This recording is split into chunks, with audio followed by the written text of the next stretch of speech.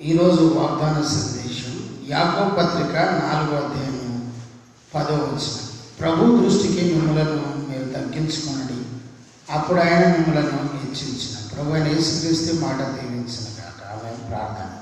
ప్రభు ఈ మాటను దీవించి ఆశీర్వదించండి. మీ స్వరం వినిపించండి. యేసు నామంలో ప్రార్థిస్తున్నాం తండ్రి. ఆమె తగ్గించుకోవడం గురించి ప్రభు ఈరోజు మాట్లాడుతూ ఉన్నాడు. మిమ్మల్ని మీరు తగ్గించుకుంటే మీరు హెచ్చింపబడతారు.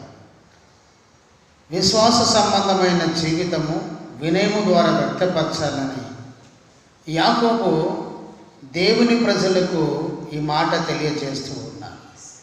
ప్రభు దృష్టికి మిమ్మల్ని మీరు తగ్గించుకున్నాడు, అప్పుడు ఆయన మిమ్మల్ని హెచ్చించు. దేవుడు మనల్ని హెచ్చించాలంటే మరి మనం ఏం చేయాలి?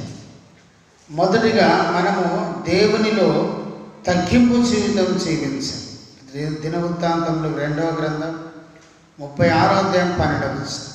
రెండోది మనము విజ్ఞాపనలో తగ్గింపు కలిగి ఉండాలి. 2వ దినవృత్తాంతం 33వ అధ్యాయం 12వ వచనం.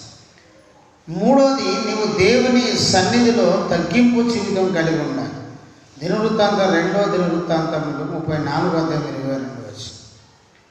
నేడు చాలామంది వారు పొందుకున్న స్థితిగతులను బట్టి, హోదాను బట్టి దేవుని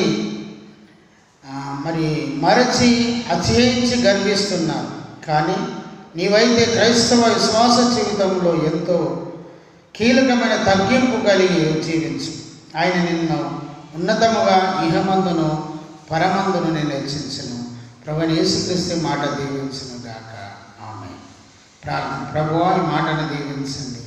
యేసునామంలో ప్రార్థిస్తున్నాం తండ్రి. ఆమె తండ్రి కుమార పరిశుద్ధాత్మ ప్రియక దేవుని సన్నిధానం సదాకాలం మీకు తోడనీడై ఉండును గాక. ఆమె ప్రైజ్ ది లార్డ్. జయమనే మా యూట్యూబ్ ఛానల్ సబ్స్క్రైబ్ చేయండి, లైక్ చేయండి, షేర్ చేయండి, అనేకులకు తెలియజేయండి. మీ ప్రార్థన అవసరం మాకు కాల్ చేయండి.